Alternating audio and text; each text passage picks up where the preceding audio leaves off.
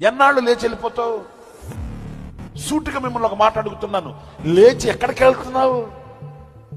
దేవునితో అనుబంధాన్ని విడిచి నువ్వు ఎక్కడికి వెళ్తున్నావు? నేను మిమ్మల్ని అందరిని అడుగుతున్నానండి ఈ మాట. మరి ముఖ్యంగా ప్రభు బలలో పాలు పొందకుండా, బాప్తిసం పొందకుండా లేచి వెళ్ళిపోతున్నవే, వాళ్ళతో నేను సూటిగా అడుగుతున్నాను, దేవుని మాటగా అడుగుతున్నాను ఈ మాట. మీ మనసులో నొచ్చుకోవాలని అడుగుతున్నాను ఈ మాట. ఎంతకాలం లేచి వెళ్తావు? అట్లాగా ఎక్కడికి వెళ్తావు? వెలుగున్న దేవుని ఇంటిని విడిచి చీకటి కలిగిన లోకంలోకి వెళ్తావా? మరి ముఖ్యంగా ఇప్పుడు ఆరాధన ముగించగానే, వాక్యం ముగించగానే కొంతమంది బలలో పాలు పొందకుండా లేచి సంఘంలో బైబిల్ పట్టుకుని వెళ్ళిపోతుంటారే, వాళ్ళని నిలదీసి అడుగుతున్నాను దేవుని వాక్యాన్ని బట్టి. ఎంతకాలం నువ్వు చీకట్లోకి వెళ్తావు?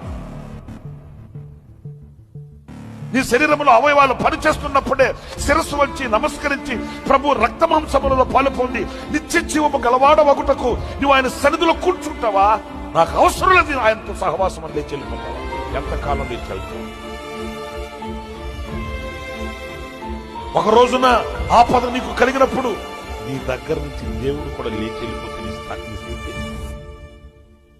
విమర్శించుకోండి. ఈరోజు నీతో సహవాసం నాకు అవసరం లేదు, నీతో సాంగత్యం నాకు అవసరం లేదు, నీతో చెరిమి నాకు అవసరం లేదు, నీతో నేను నిలవవలసిన అవసరం నాకు లేదని యేసయ్య నీ దగ్గర నుంచి లేచి వెళ్ళిపోతే నీ పరిస్థితి ఏమవుతుంది? నీ సంగతి